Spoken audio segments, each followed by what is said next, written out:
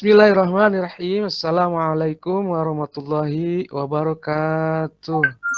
Waalaikumsalam. Waalaikumsalam warahmatullahi wabarakatuh. Waalaikumsalam warahmatullahi wabarakatuh. Bismillahirrahmanirrahim. Alhamdulillahirabbil alamin. Wassalatu wassalamu ala sayyidina Muhammadin wa ala alihi wa sahbihi ajmain. Asyhadu an la ilaha illallah wa asyhadu anna Muhammadar Rasulullah. Amma ba'du,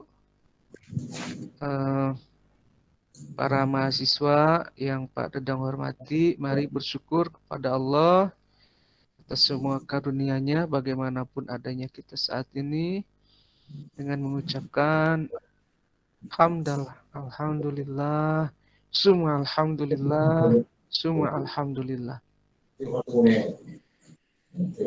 Selanjutnya, salawat dan salam semoga tercurah kepada junjungan alam Nabi Muhammad Sallallahu Alaihi Wasallam yang telah Allah turunkan untuk menjadi pembawa risalah di akhir zaman. Selanjutnya, ayo sama-sama ikhlaskan niat kita ngumpul di sini lillahi ta'ala mencari ilmu. Mudah-mudahan kita semua dimudahkan dalam perjalanan pulang menuju rumah kita yang sejati, yaitu di surga. Ingat, rumah kita bukan di Garut, bukan di Bandung, bukan di Karawang, bukan di Bogor, bukan di Pulau Jawa, di Sumatera, di Kalimantan. Rumah kita di surga. Kita sedang jalan-jalan aja di sini, ya. Harus pulang dalam keadaan selamat, karena kalau nggak pulang dalam keadaan selamat, tersiksa kita di neraka. Hari ini Pak Dedang mau bahas satu ilmu yang biasa digunakan oleh para ulama untuk menyelesaikan masail fikih. Minggu kemarin Pak Dedang sudah jelaskan apa itu masail fikih, kenapa timbul masail fikih, dan ilmu apa yang digunakan untuk menyelesaikan masail fikih, yaitu ilmu usul fikih. Nah, hari ini Mohon maaf Pak, putus-putus Pak. oh ya? Yang lain putus-putus nggak? Aman. Enggak Pak. Oh, berarti jaringanmu. Aman, Pak. Ya. Baik, saya ulangi ya. Minggu kemarin saya sudah bahas apa itu masail fikih, kenapa timbul masail fikih, dan ilmu apa yang digunakan untuk menyelesaikan masail fikih. Ilmu itu adalah ilmu usul fikih. Nah, dalam kesempatan kali ini saya mau membahas apa itu usul fikih. Jadi kuliah kita hari ini akan saya anggap sukses kalau kalian bisa menjawab satu pertanyaan saja, yaitu apa itu usul fikih secara bahasa dan istilah. Dan ini pertanyaan kedua yang nanti akan muncul dalam UTS. Ya, pertanyaan pertamanya yang tadi, apa itu masail fikih, kenapa muncul masail fikih, dan ilmu apa yang digunakan untuk menyelesaikan masail fikih. Pertanyaan keduanya adalah apa itu usul fikih secara bahasa dan istilah. Saya sudah siapkan slide-nya, karena itu mohon perhatikan secara seksama ya. Mudah-mudahan bisa langsung paham. Apakah sudah terlihat? Sudah Pak. Sudah, Pak. Baik. Kuliah kita hari ini adalah tentang pengertian usul fikih. Kelihatan nggak? Slide kedua. Kelihatan. Kelihatan, Pak. Oke, full ya, full screen ya. Iya Pak, kelihatan. Oke. Jadi kuliah kita hari ini untuk menjawab satu soal saja. apa itu usul fikih. Saya akan jelaskan. Penjelasan saya adalah jawaban untuk pertanyaan itu. Usul fikih adalah gabungan dari dua buah kata, usul dan fikih. Dua-duanya bahasa Arab. Apa itu usul? Usul adalah pokok, ya, pokok-pokok, landasan-landasan, dasar-dasar. Dia adalah bentuk jamak dari asal. Jadi kalau ada kalimat atau kata usuluddin berarti artinya adalah pokok-pokok agama atau dasar-dasar agama. Fikih artinya paham atau mengerti. Jadi usul fikih artinya adalah dasar-dasar pemahaman. Maksudnya yaitu dasar-dasar pemahaman seorang ahli hukum Islam ketika dia memutuskan bahwa perbuatan A hukumnya ini, perbuatan B hukumnya itu. Contoh, seorang kiai ditanya, bagaimana hukumnya merokok? Lalu dia jawab, hukumnya haram. Yang nanya penasaran, kok haram kiai? Ya, berarti saya kalau ngerokok dosa dong. Ya, berarti saya berhenti ngerokok dong. Apa dasarnya kiai bilang bahwa hukumnya haram? Lalu kiai itu menjawab, ini nih dasar hukumnya, ini nih alasannya, ini nih penjelasannya. Nah, alasan, dasar hukum, penjelasan dari kiai itu, itulah usul fikih secara bahasa.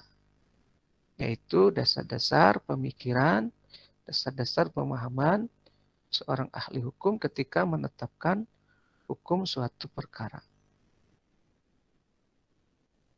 Jadi kesimpulannya, ya, ketika si ahli hukum itu mengatakan merokok hukumnya haram, nah haram itu fikih. Sedangkan alasan-alasan, argumentasi yang ia kemukakan itulah usul fikih. Begitu ya, usul fikih secara bahasa. Selanjutnya saya akan bertanya kepada kalian mengenai penjelasan saya barusan. Apakah kalian mengerti atau tidak?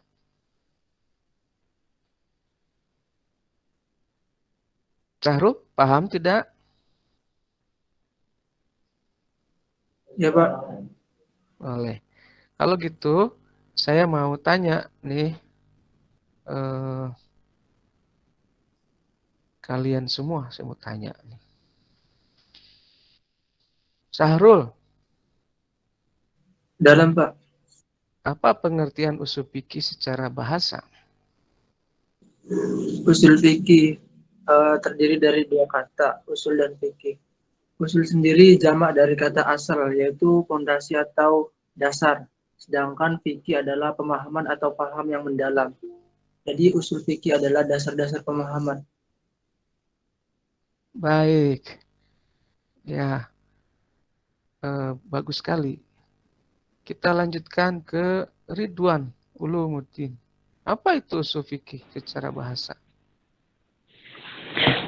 Usul fikih secara bahasa yaitu berasal dari kata dua kata, yaitu usul dan fikih. Usul yaitu yang berarti asal atau pokok atau fondasi. Sedangkan fikih yaitu yang artinya pemahaman secara mendalam. Kemudian usul fikih bisa diartikan sebagai dasar-dasar pokok pemahaman. Mungkin segitu, Pak. Baik, kita lanjutkan ya ke pengertian usul fikih secara istilah.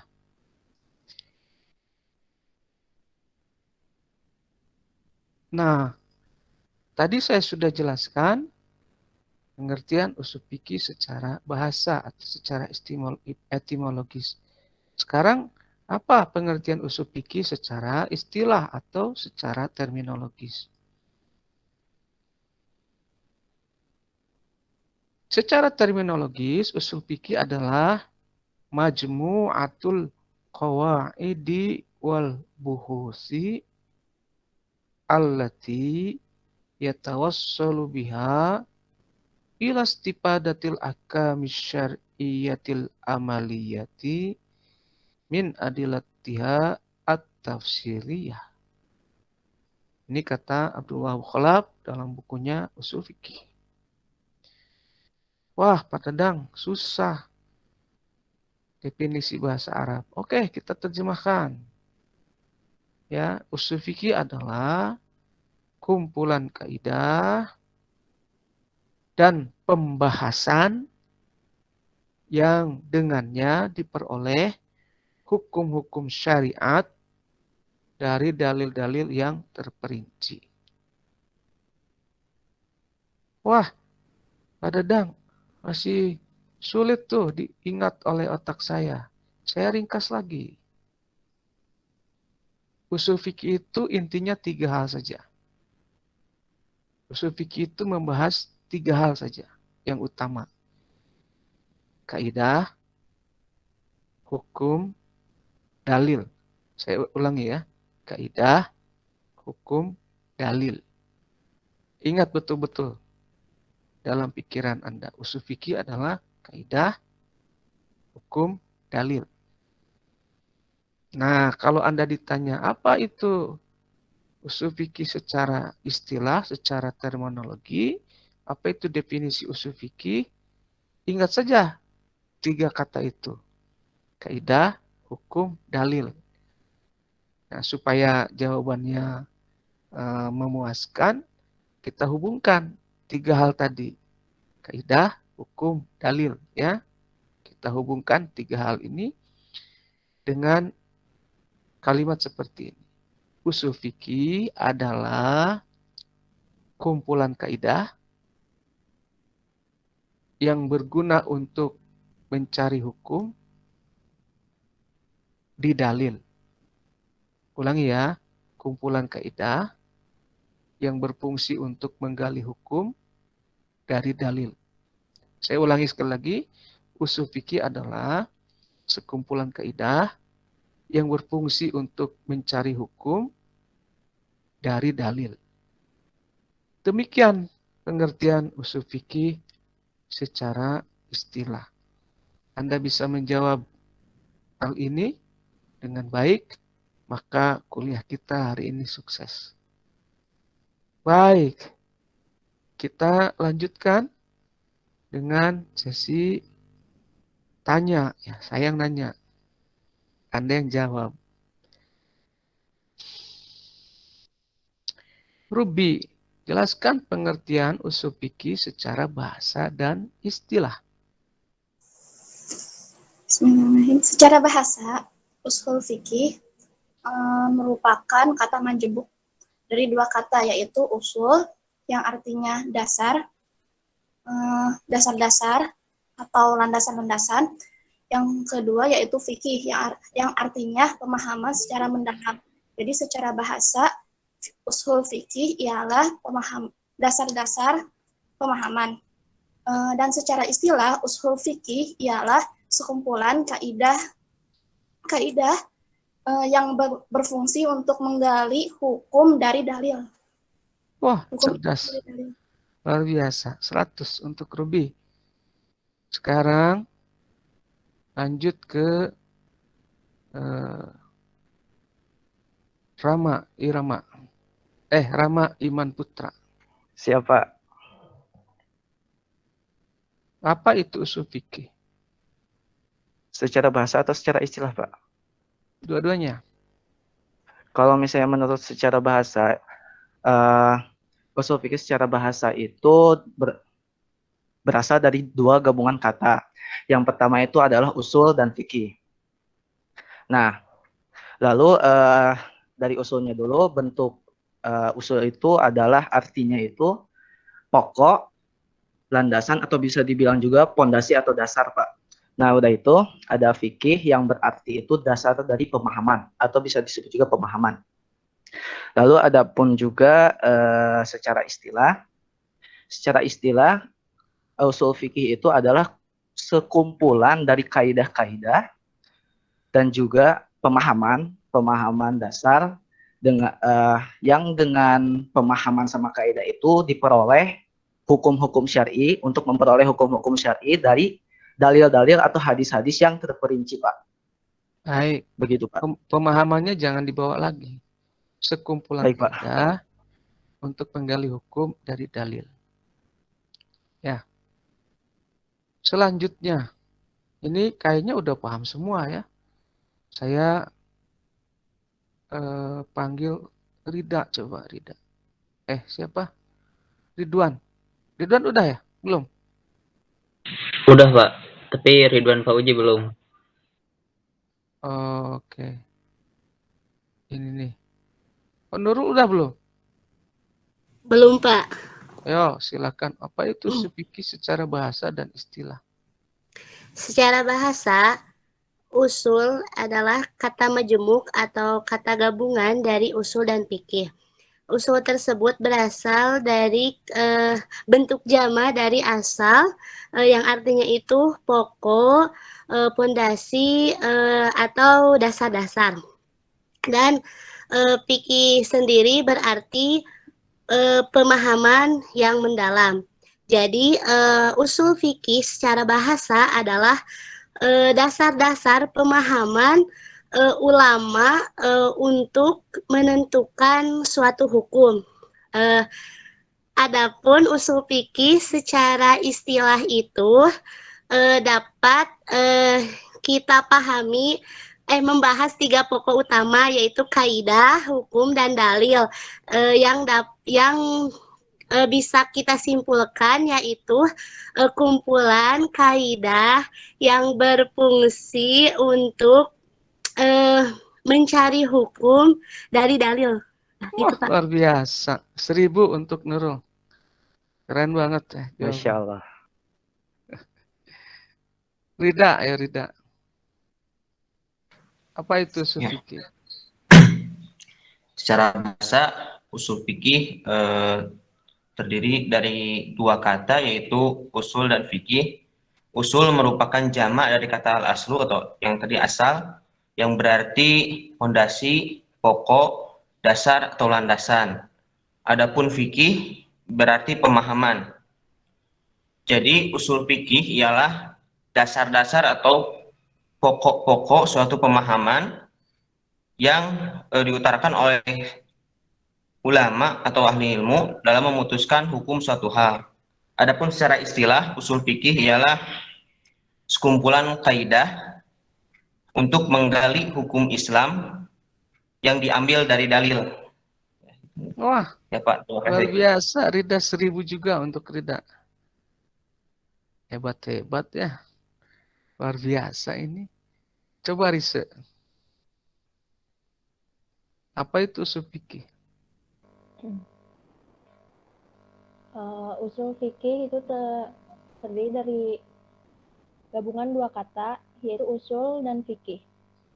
Usul berasal dari kata asal, jamak dari asal, yang berarti landasan, pokok, atau dasar. Sedangkan fikih artinya pemahaman atau mengerti. Usul fikih yaitu dasar-dasar pemahaman seorang ahli hukum yang menetapkan suatu perkara. Secara istilah, usul fikih yaitu terdiri dari 3 inti, yaitu kaidah, hukum, dan dalil. Dapat kita simpulkan bahwa usul fikih secara istilah yaitu sekumpulan kaidah-kaidah yang berfungsi untuk menggali atau mencari hukum dari dalil-dalil. Wah, 100 untuk riset. Luar biasa. Ini hebat-hebat nih anak IAT nih. Ya saya anggap bisa semualah. Dan kuliah saya hari ini berhasil. Silakan kalau ada yang mau bertanya.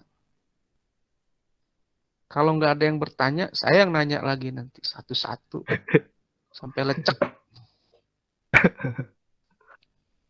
Baik, dapat ada pertanyaan? Iya Pak, ada pertanyaan Pak. Silakan. Menurut istilah itu Pak, kaidah, hukum dan dalil. Nah, ada rujukan yang Bapak usul kaidah, hukum dan dalil tersebut Pak Baik, dari referensi. silakan baca buku Ushul Fikih karangan Abdul Wahab Khalaf. Ya. Satu aja lah. Biar beli bukunya enak. Gak banyak-banyak ya. Begitu dah Pak. Turun Pak. Sami-sami. Ada pertanyaan lain? Kalau tidak ada, kita cukupkan kuliahnya sampai di sini. Ruby, silakan Bi. Kan usul fikih adalah secara istilah kumpulan kaidah-kaidah. Nah, berarti ada berapa kaidah Pak untuk bisa Jadi usul fikih dalam genggaman itu kira-kira adalah 10 dalil. Kaidah dulu ya. 6 kaidah. 6 kelompok kaidah. Kaidah perintah, kaidah larangan, kaidah bahasa, kaidah usuliyah, kaidah fikhiyah, maqasidus syariah. 6 tuh ya. Ulangi ya. Usul fikih itu kan sekumpulan kaidah yang berfungsi untuk menggali hukum dari dalil. Kaidahnya ada 6 kelompok. Kaidah perintah, kaidah larangan, kaidah bahasa, kaidah usuliyah, kaidah fikhiyah, maqasidus syariah. Ya, nanti untuk kaidah fikhiyah sama maqasidus syariah nanti kita bisa gabungkan. Jadi antara 6 sampai atau 5. Hukumnya sudah saya jelaskan, ada 2 macam hukum. Taklifi, wad'i. Yang taklifi itu ada 5. Wajib, sunnah, haram, makruh, mubah. Untuk wad'inya ada 8. Sabab, syarat, mani, rukun, sah, batal, azimah, rukhsah. 8 ya. Ulangi ya, hukum wad'inya ada 8. Sabab, syarat, rukun, mani, sah, batal, rukhsah, azimah. Untuk dalilnya ada 10. Quran, sunnah, ijma, qiyas, maslahat, istishab, urab, syar'un man qoblana, satu zaroi, fatu zaroi. Ya. 3 atau 4 yang terakhir biasanya beragam. Ada yang karena nggak sepakat ya. Yang disepakati itu 3. Quran, sunnah, ijma gitu. Kesananya ya diperdebatkan lah. Artinya bisa kita pilih mana yang cocok untuk kita. Jadi Anda menguasai 6 kelompok kaidah, 5 hukum taklifi, 8 hukum wad'i, sama 10 dalil, maka menurut saya Anda sudah pegang usul fikih dalam genggaman. Walaupun nggak ahli gitu. Minimal paham lah. Gitu Ruby. Terima kasih Pak. Belajar itu cukup nanti 3 pertemuan. Pertemuan pertama bahas kok 3 sih? Ya 8 lah. Gitu. Dalil 1 pertemuan, hukum 1 pertemuan, kaidah 5 atau 6 pertemuan gitu. Udah bisa. Nanti dipraktekkan dalam bentuk tugas dan presentasi. Ya, siapkan juga untuk tugas dan presentasinya. Pribadi aja, satu orang, satu tugas. Jangan kelompok lah, banyak yang nebeng, gak bener. Gitu.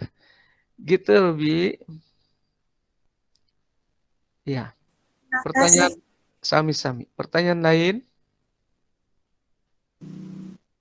Bapak izin bertanya, Silahkan.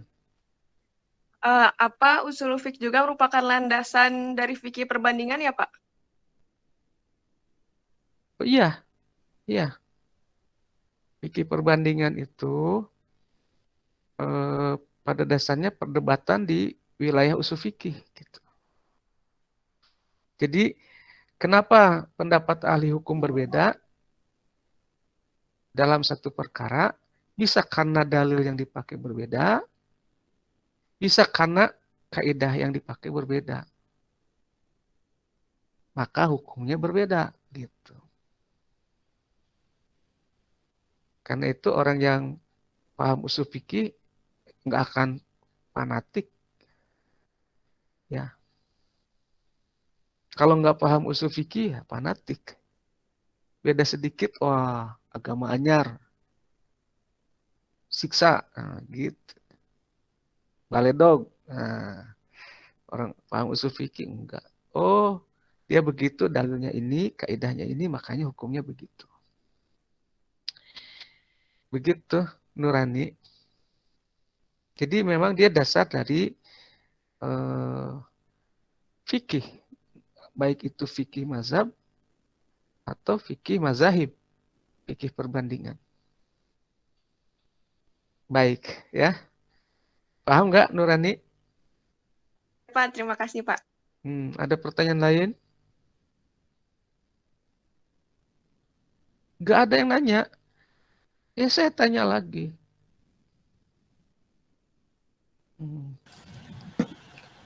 Mohon maaf Pak, izin bertanya. Nah gitu dong. Yo, pertanyaanmu apa?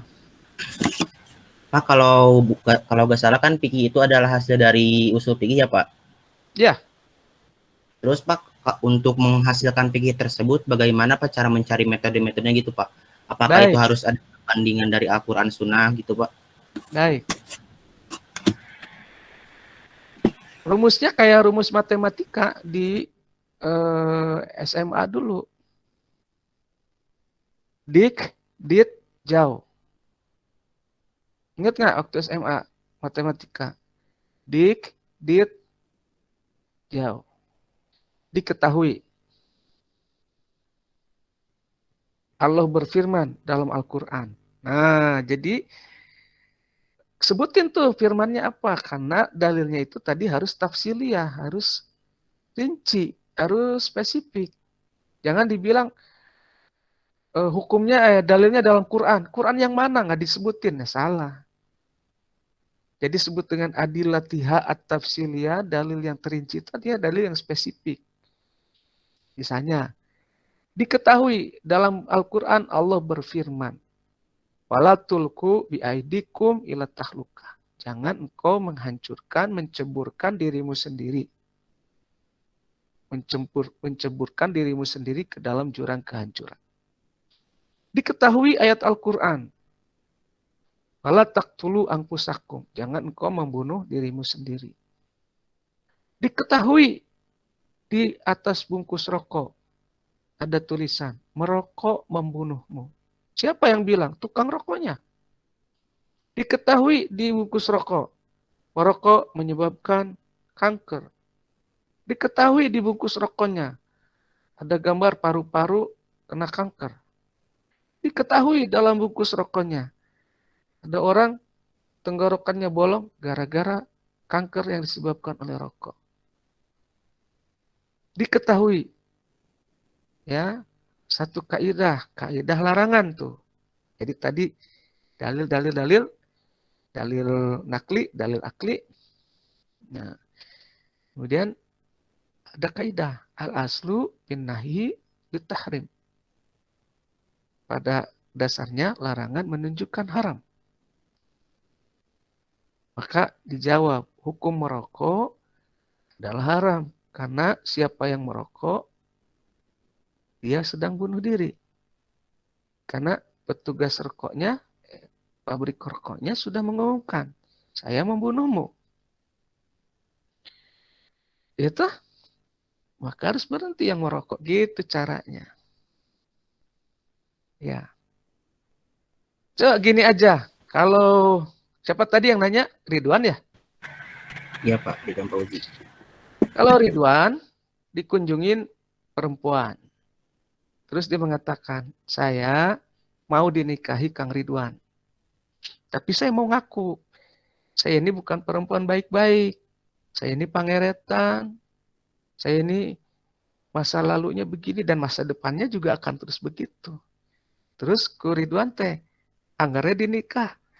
Nah, cik, kumaha tah?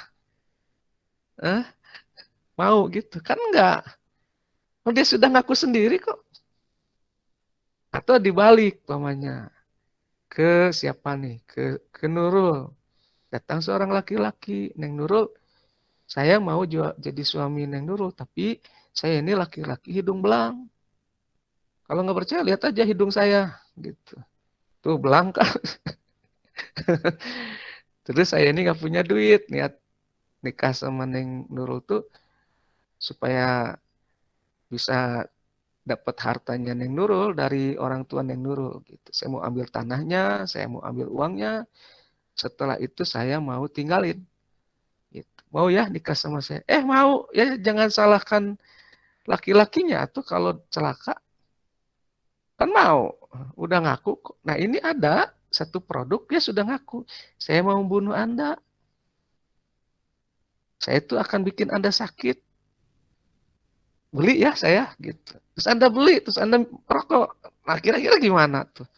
Kalau pakai akal sehat, menurut saya harus berhenti. Ya saya juga dulu merokok. 1 bungkus sehari. Ya santri biasa, santri, gitu, aktivis, ya ngerokok lah. Tapi waktu tukang rokoknya ngaku, ya saya berhenti. Di sini sudah ngaku. Ya, masa mau diterusin gitu. Kalau saya sih begitu cara jawabnya Ridwan. Gitu cara usul fikih menjawab masalah fikih. Dalil, kaidah akan melahirkan hukum.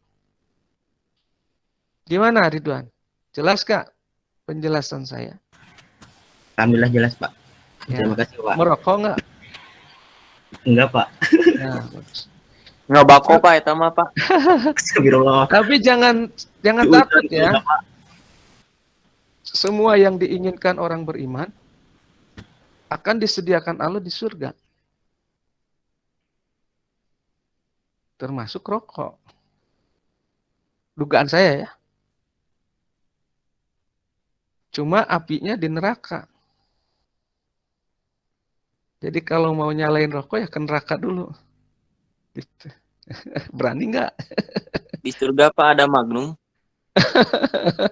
Ya karena di situ ada semua yang kita inginkan, ya Anda suka itu ada di sana. Cuma tadi apinya di neraka.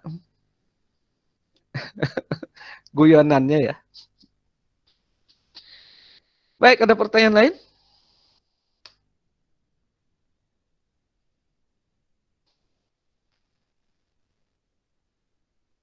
Kalau nggak ada, saya cek satu lagi. Kalau sudah mengerti ya sudahlah. Kita tutup kuliahnya hari ini.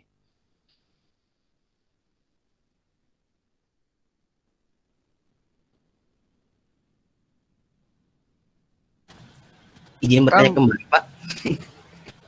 Oke, silakan Ridwan.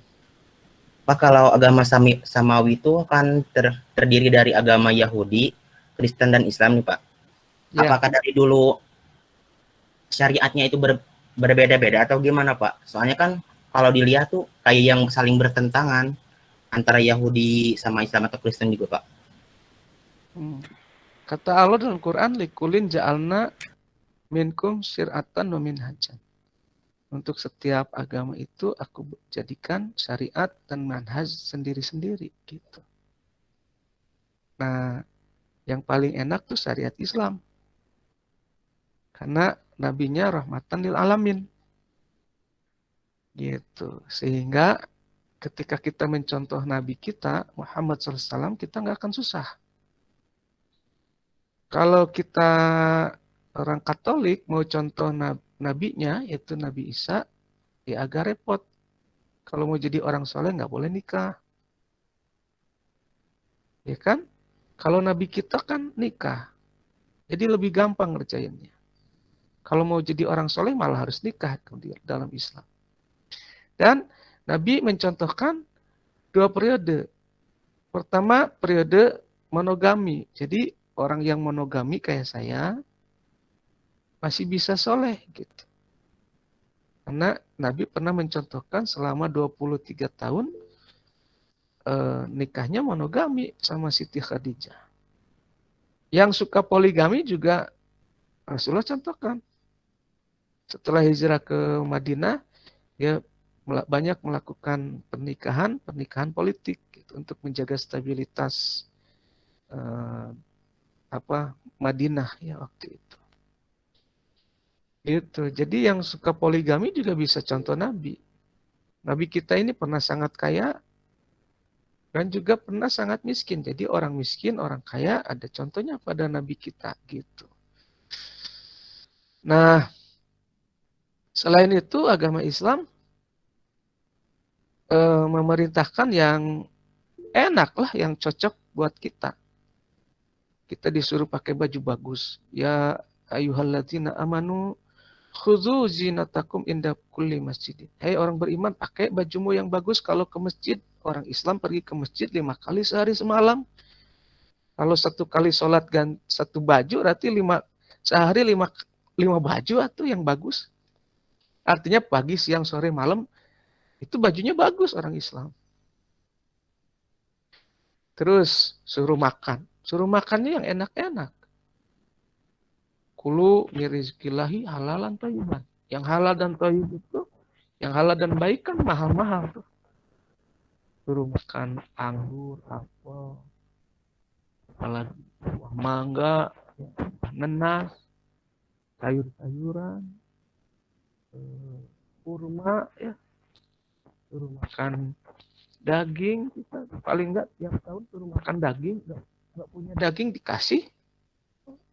Waktu kurban kan, dulu saya waktu kecil nggak bisa makan daging kambing, daging sapi, tapi setahun sekali mah dapat. Ada yang ngirim dari masjid. Itu baiknya syariat Islam. Disuruh apa lagi? Disuruh jalan-jalan. Qul siru fil ardi fangduru kaifa kana akibatul mukadzibin. Traveling.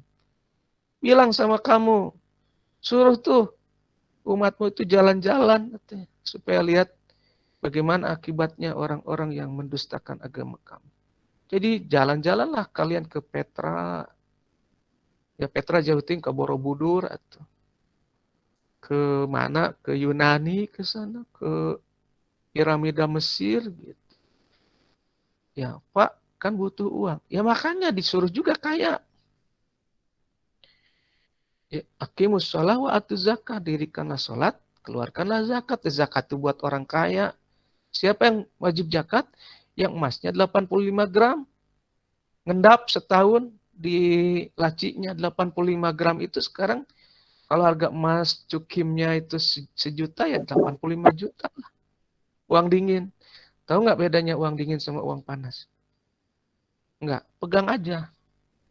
Kalau panas, uang panas. Kalau dingin, uang dingin gitu. Kenapa dingin? Karena kelamaan disimpan. Kalau uangnya di saku kita yang lepet itu pasti panas. Coba aja kalau nggak percaya pegang tuh uang 10.000 yang ada di saku bajumu, saku celanamu. Panas rasanya. Tapi uangnya orang kaya yang disimpan di lemari besinya itu dingin. Ya. Karena memang lemari besi kan anti kebakaran ya, jadi dingin memang uangnya. Gitu. Nah Pak, atau kalau Disuruh jadi orang kaya gimana caranya? Minta dong. Sederhana itu orang Islam. Ada yang datang ke saya, saya kok nggak kaya-kaya. Ya saya bilang kalau mau kaya usaha. Sudah dari umur 20 tahun saya udah usaha. Ya sekarang umur berapa? 55. Ya harus udah kaya dong. Orang berusahanya sudah 35 tahun. Ya kenyataannya enggak. Nah saya bilang, sudah ngajuin proposal belum? Proposalnya kemana Nah di kampung saya dibilangnya AA. Ke Pemda atau ke gubernuran? Saya bilang bukan. Sudah ngusulin ngajuin proposal belum ke Gusti Allah mau jadi orang kaya? Oh lupa. Ya gimana mau di ACC proposalnya aja nggak ada. Bener nggak? Jadi kalau untuk menjalankan tadi jalan-jalan, pakai baju bagus, makan enak, nikah, dan lain sebagainya itu ya butuh uang. Uangnya dari mana? Minta. Kapan mintanya? Sekarang. Jangan nanti mau nikah besok baru minta kaya, repot. Sekarang dong, mumpung semester 3. Yang detil gitu minta itu. Kalau mau mobil, mobilnya sebutin. Mau sedan Camry kayak gitu. Tong siga padadang mobilnya Pansa butut. Bisa nungguan ngirim ti mahasiswa IA teh nu beunghar kayak. Ya Pak cenah ganti Amin, mobil amin. Bapak itu. Amin. Ku Camry. Kurdi-kurdi. Gitu minta. Kenapa? Karena iya karena budu, iya karena stain. Hanya kepadamu kami menyembah, hanya kepadamu kami minta pertolongan. Seperti ini untuk kuliah jangan ngeluh kuota. Kuotanya udah tipis, minta sama Allah. Ya Allah saya mau ibadah. Asal niatnya ibadah ya. Cari ilmu, menjalankan perintahmu, kuotanya kurang, mohon diberi. Nanti juga Allah kirimkan hamba Allah yang berkelebihan rizki untuk membantu Anda. Gitu. Nah, kenapa? Karena itu janjinya. Ud'uni astajib lakum, minta aku kasih. Lah kalau mintanya enggak, gimana mau dikasih?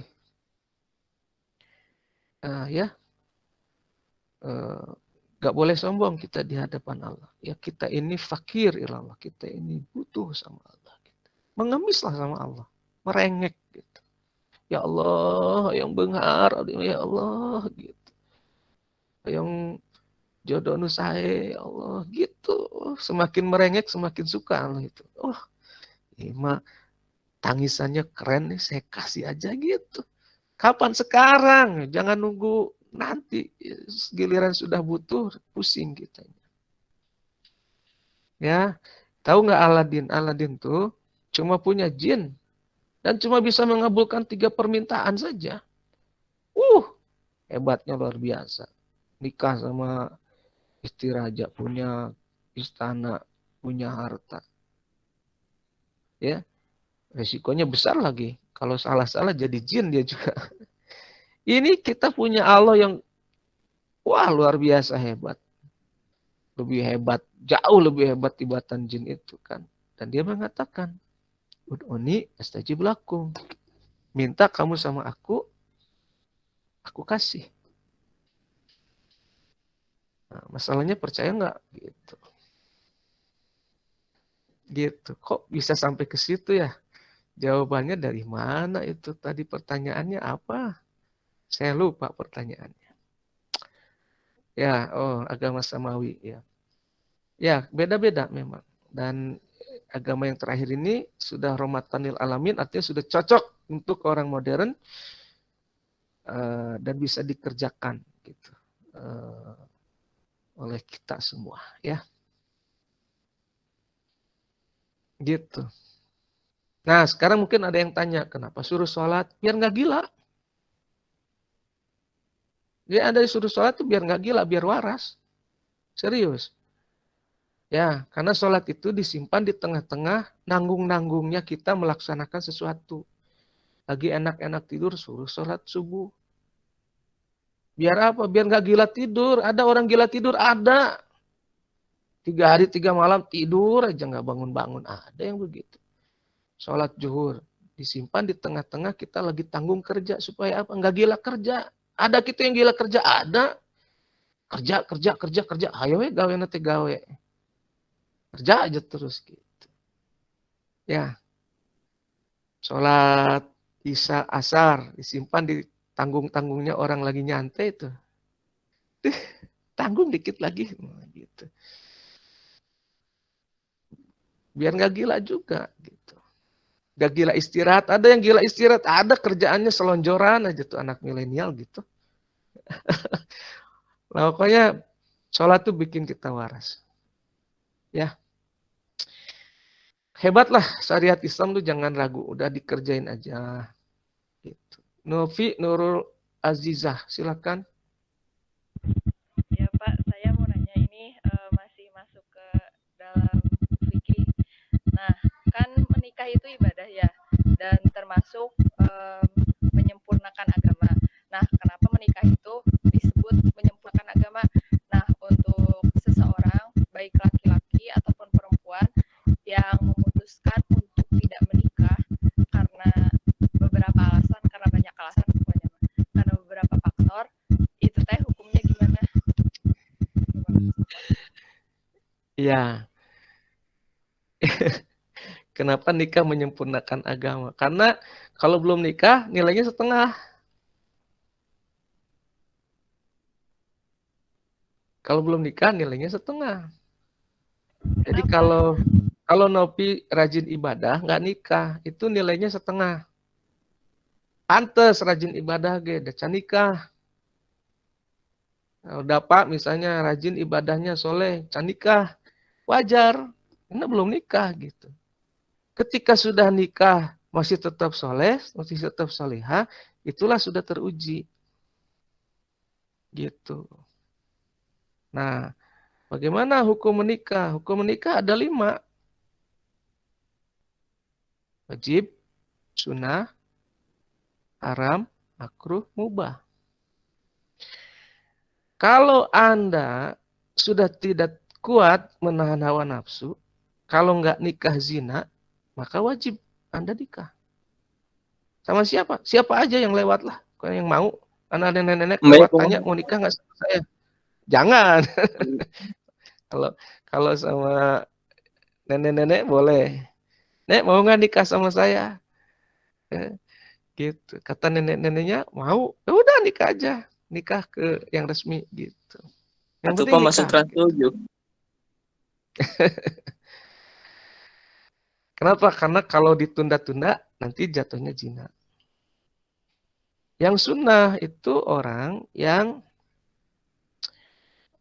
kemampuan sudah ada kerja, udah mapan, gitu. Tapi dorongan seksual nggak terlalu nggak terlalu kuat lah gitu. Masih bisa tahan. Sunnah nikah. Gitu. Ada yang haram nikah, haram. Ada yang haram nikah. Misalnya nggak mampu secara seksual, itu laki-laki, itu perempuan. Nggak mampu lah secara seksual. Kalau nikah dia akan memadorotkan istrinya atau memadorotkan suaminya.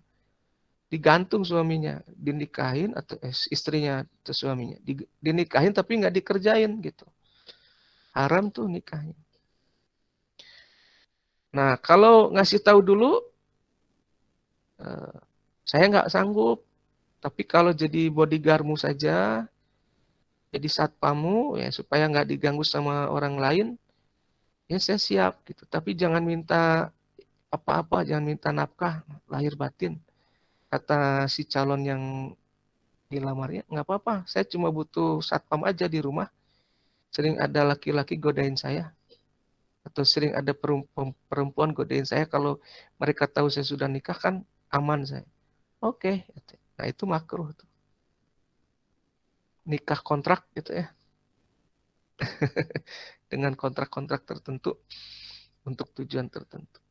Ada yang mubah. Ya, mubah kayak Anda nih. Ya, butuh nggak butuh lah. Mampu juga belum. Ya, itu boleh nikah. Nggak nikah juga boleh. Gitu. Anda yang mana nih? Masuk yang mana? Yang wajib, yang sunnah, yang makruh, yang haram, atau yang mubah? Siapa tadi yang nanya? Yang sunnah sepertinya Pak. Sunnah Pak. Yang opat Pak, insya Allah. Iya silakan. Silakan. Memutuskan untuk tidak menikah gitu, hukumnya nggak apa-apa. Ya alasannya dulu, kalau tidak menikah karena benci sunnah Nabi ya tidak akan diaku oleh Nabi Muhammad. Jadi ada dulu para sahabat yang bilang, oh saya mau hidup membujang biar rajin ibadah. Kata Rasul, nikahlah, kalau nggak nikah bukan umat aku gitu, kata Rasul. Tapi kalau dia nggak nikah gara-gara nggak mampu secara seksual, sehingga maksudnya punten ya, kalau laki-laki impoten misalnya, sehingga kalau memaksakan nikah nanti istrinya tersiksa, maka haram bagi dia. Atau nikah dengan niat menyiksa, nikah gantung, dinikahin oleh laki-laki itu supaya dia nggak bisa nikah sama orang lain, tetapi sama dia nggak dikasih nafkah lahir, nafkah batin, nah itu haram. Nikah dengan niat menyiksa gitu. Tapi kalau nggak ada alasan ini, alasan itu ya janganlah nikah lah. Pak calon atau ayah minta. Gimana sih minta aja. Ya Allah, saya minta calon gitu. Kumaha Pak mun ngagudubrak ti langit Pak? Oh, tangkep gitu, ditangkep. Lain tangkep ya, tangkap. Tanggeuy Pak. Ah gitu. Pak, kalau mungkin nggak mungkin aja. Gimana, Novi? misalkan karena ketakutan gitu, soalnya banyak berita-berita juga kayak kekerasan seksual di dalam rumah tangga, terus kekerasan fisik apalah kayak gitu, terus di wilayah sekitarnya juga di circle-nya dia itu banyak rumah tangga yang ya. Orang yang beriman dan beramal saleh la khaufun alaihim wa lahum yahzanun. Tidak akan khawatir, ya, tidak akan takut ya terhadap masa lalu, tidak akan khawatir terhadap masa depan. Kenapa? Karena dia punya Allah. Minta yang baik dong. Minta, kata saya kuncinya minta. Makanya kata Rasul, doa mukhul ibadah. Doa itu intinya ibadah. Minta gitu. Karena untuk ibadah itu butuh sarana. Sarananya minta. Mintanya pakai apa? Pakai doa. Gak mungkin tuh ibadah zakat dilaksanain kalau miskin.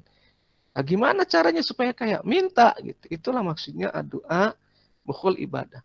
Doa itu intinya ibadah. Itu karena Allah tahu kita lemah. Makanya suruh minta. Ya kalau kita yang cari jodohnya pasti repot. Pasti banyak takut, khawatir, capek lagi nyari-nyari. Makanya jangan nyari-nyari, atuh minta. Tong elehku Ahmad Dhani atuh. Tuhan kirimkanlah aku. Gitu ya. Kekasih yang baik hati gitu. Itu praktekkanlah sama kamu minta. Gitu. Paham ya? Jadi sekarang download lagunya Ahmad Dhani itu. Apa judulnya itu? Mistikus Cinta atau apa? Siapa yang tahu judulnya? Hah? Kirim ke Nopi. Jadi ya dengar terus. Ya. Gitu ya Novi ya. Pertanyaan lain? Ya, dapat kirimkan lagunya. Ahmad Dhani tahu kan yang itu ya? Dua, eta Pak. Lain, lain eta atuh tamak mung Novi dibere eta. Lain eta nu hiji deui gini. Yang tadi. Pak. Jangan yang itu nanti tambah nggak mau Novi. Kasihan. Ya, ada pertanyaan lain? Pak, izin bertanya. Silakan. Gimana nanya ini sih Pak? Nama channel YouTube Bapak. Oh, iya. Nanti saya kirimkan. Nanti kuliah ini rekamannya saya kirimkan. Kemarin masih belajar nyari-nyari APK-nya, caranya. Nah, sekarang udah ketemu, jadi insya Allah lebih cepat, lebih mudah. Kemarin sehari semalam tuh ngerjain yang kuliah S3, aduh berat juga. Sehari semalam gitu nyari terus. Nah, sekarang udah bisa tadi 4 jam beres gitu. Nanti mudah-mudahan 1 jam beres, nanti setengah jam beres gitu. Ya maklum lah udah tua, jadi harus belajar yang begitu ya agak repot. Nanti saya kirimkan ya. Judul channelnya Belajar Agama. Videonya baru 2 yang saya upload. Yang kuliah S3 sama kuliah semantik Al-Quran. Yang ini nanti saya kirim ya. Gitu Ruli. Baik, terima kasih Pak. Ya, ada pertanyaan lain?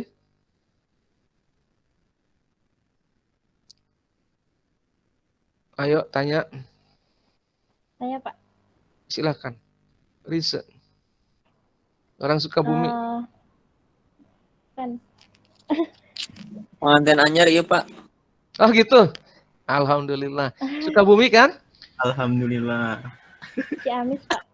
Oh Ciamis. Ya sok. Kan kalau misal tadi nyambung dari pertanyaan yang Novi ya. Kalau misalkan kan kalau kita tuh mau nikah tapi ada alasan. Mau atau udah? Enggak, contoh aja. Oh iya. Contoh aja. Ada alasannya tuh karena kita tuh nggak bisa ngasih keturunan, entah itu dari pihak suaminya atau dari pihak istrinya. Apakah itu boleh dilanjut ketika salah satu pihaknya menerima atau cari dulu yang lain gitu atau bagaimana Pak? Terima Maksudnya kasih, Pak. cari dulu yang belum ya, belum nikah ya? Iya, belum nikah. Belum nikah, tapi ketahuan mandul misalnya. Ya kasih tahu istrinya atau suaminya. Kalau dia terima, nggak masalah. Gitu. Kalau dia nggak terima, ya jangan. Gitu. Itu prinsipnya. Iya, tapi kan gini ya Pak, kalau misalkan nikah itu kan intinya ada salah satu prinsipnya itu kan memperbanyak keturunan gitu, umat Rasul gitu. Iya. Jadi kalau prinsipnya seperti itu, bagaimana kalau di antara keduanya itu menerima masalah yang tadi? Iya. Ya nggak masalah. Terutama kalau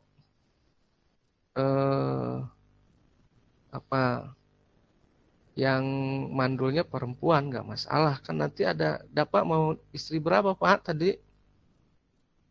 Ai kahoyong mau Pak opat tapi apa daya pas satu juga nggak ada yang mau ini teh.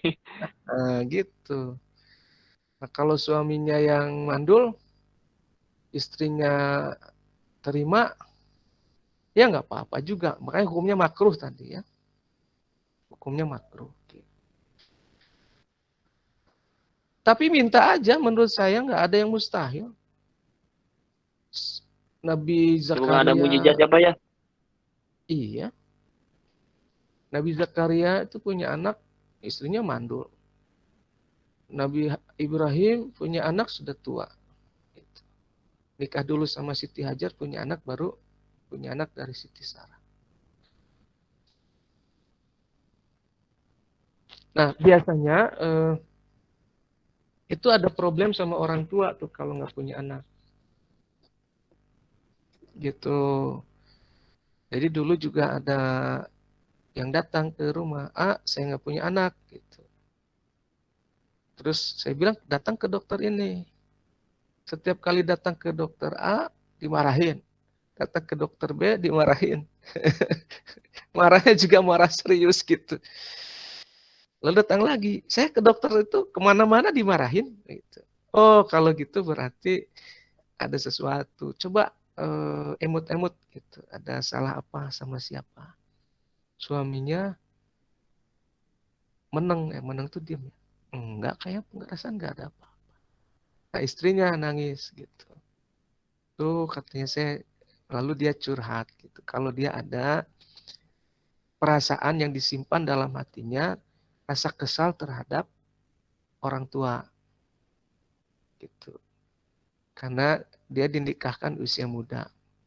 Jadi dia kesal sama orang tuanya. Kok saya masih senang sekolah dinikahkan gitu. Nah, saya bilang minta maaf sama orang tua gitu. Udah minta maaf, anaknya banyak. Gitu. Jadi ada medis, ya dikerjain medisnya. Ada non medis juga. Dikerjain juga non medisnya gitu. Biasanya sih problemnya di orang tua. Ada dosa gitu. Ya. Atau mungkin bukan dosa ke orang tua, mungkin ada kesalahan apa dulu, ya minta maaf saja sama Allah. Mudah-mudahan diberi. Gitu. Nah, gimana hukumnya kalau nikah sudah tahu nggak punya anak? Kalau suami nikah tahu istrinya nggak punya anak, ya ada kemungkinan nikah lagi kan, dia bisa poligami. Kalau suami rela menerima istri yang mandul, itu berarti cinta banget dia sama istrinya, dan hukumnya makruh gitu. Makruh hukumnya ya. Tapi kan anak tuh banyak. Anak yatim banyak. Urus aja anak yatim. Gitu, Rise. Oke, ada yang lain? Baik, Pak. Terima kasih, Pak. Sami-sami. Kalau nggak ada, kita tutup ya. Ada kuliah lagi kan kalian? Oh, nggak ada sih, Pak. Ya udah, kalau nggak ada, tanyalah. Masih ada 10 menit ya. Siapa? Ayo, mau tanya. Siapa ini? Saupan boleh, Pak? Boleh. Saupan, mangga, Saupan. Ini kan. Oh iya. Ketika kemarin, enggak, terusin. Yang ngasih saran, Saupan ikut kuliah semantik kemarin? Iya, Pak. Oh ya, berarti yang ngasih saran masalah audio itu Saupan ya kemarin? Iya, Pak. Oh ya, terima kasih, udah jalan lagi nih. Iya, Pak. Sami. Oke. Tenang, Saupan nilainya aman. Saupan nilainya aman. Oh, 2 berarti tuh. Ya, silakan. Ya. Ini Pak, ada pertanyaan. Kan saya suka ikut nongkrong sama bapak-bapak gitu ya. Nah, ada pertanyaan dari bapak-bapak masalah hutang.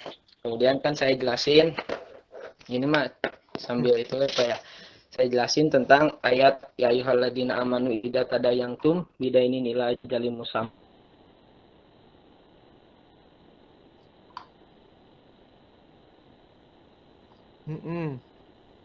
Terus juga tentang yang ketika meninggal putus-putus. Jelas nggak, Pak? Ya. Oke aja, biar suaranya nggak putus-putus. Nih, Pak.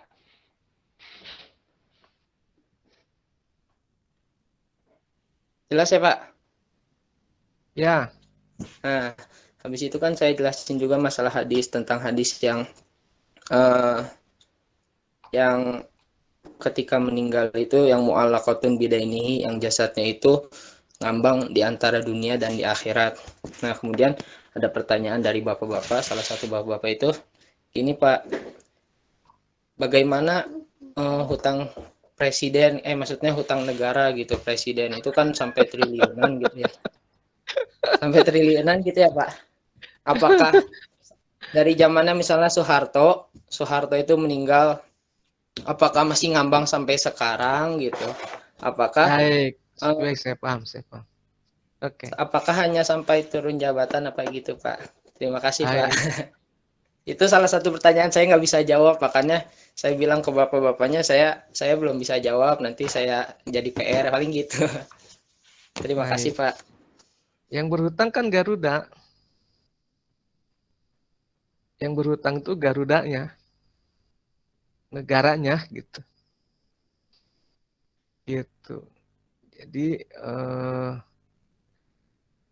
ya itu hutang negara. Kita nggak berhutang kok. Nah, presiden bagaimana? Apa dia juga berhutang di situ? Presiden itu diminta pertanggungjawaban atas kebijakan berhutang. Kalau kebijakan berhutangnya itu tepat untuk kepentingan rakyat, kemudian sudah diperhitungkan bisa bayar, ya nggak masalah. Nah, gitu. Tapi kalau berhutangnya itu ada maksud-maksud lain yang membahayakan rakyat dan membahayakan negara, dan dia dihukum karena itu. Tapi yang berhutang itu negara, Garudanya, gitu. Yang ada lambang Garudanya, nah itu yang berhutang. Gitu. Tapi itu kan nyambung nggak Pak sama yang kulukum ro'in wa kulukum mas'ulun an ru'yatihi. Iya, ditanya, Anda berhutang untuk apa gitu. Nah, kalau dia berhutang untuk memperkaya diri sendiri, membangkrutkan negara, dia akan diminta tanggung jawab atas itu. Gitu. Nah, kita sebagai rakyatnya, apakah ikut berhutang? Enggak lah, yang berhutang bukan kita. Gitu. Nah, apa presidennya juga turut berhutang? Bukan karena hutangnya dia diadili nanti, tapi untuk apa dia berhutang? Gitu. Karena nanti yang bayar itu bukan presiden, yang bayar itu negara. Nah, dia berhutang itu untuk kepentingan negara atau bukan? Dia menyalahgunakan kekuasaan atau tidak gitu. Dia memperkaya diri sendiri atau tidak dengan hutang itu. Gitu. Gitu ya. Ya, matur nuhun Pak. Baik. Ada pertanyaan lain? Cukup ya? Cukup ya? Kita tutup dengan doa kifaratul majelis. Atau mau doa khusus? Ya, kita doa khusus lah. Mumpung majelis ilmu.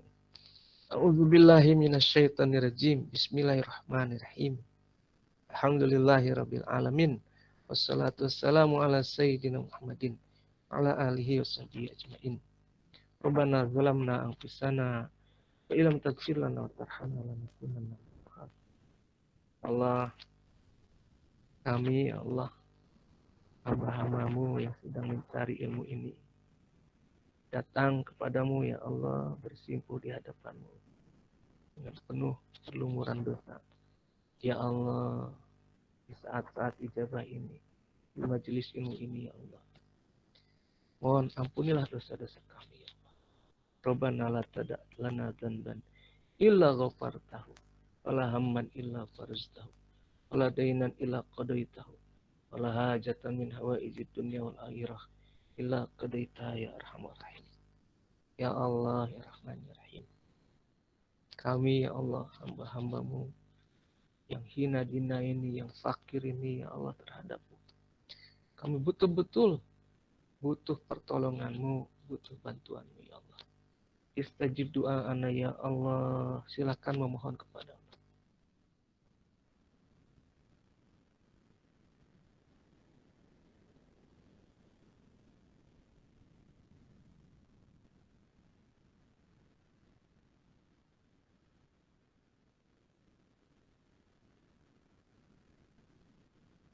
Amin ya Allah ya rabbal alamin. Nas'alukal ijabah ya Allah bi barakati al-Fatihah. Bismillahirrahmanirrahim. Bismillahirrahmanirrahim. Alhamdulillahirabbil alamin. Arrahmanirrahim. Maliki yaumiddin. Iyyaka na'budu wa iyyaka nasta'in. Ihdinas siratal mustaqim. Siratal ladzina an'amta 'alaihim ghairil maghdubi 'alaihim waladdallin. Amin. Subhana rabbika rabbil izzati amma yasifun. Wassalamun alal mursalin. Alhamdulillahirabbil alamin. Assalamualaikum warahmatullahi wabarakatuh. Waalaikumsalam warahmatullahi wabarakatuh. Terima kasih Bapak. Terima kasih Sami.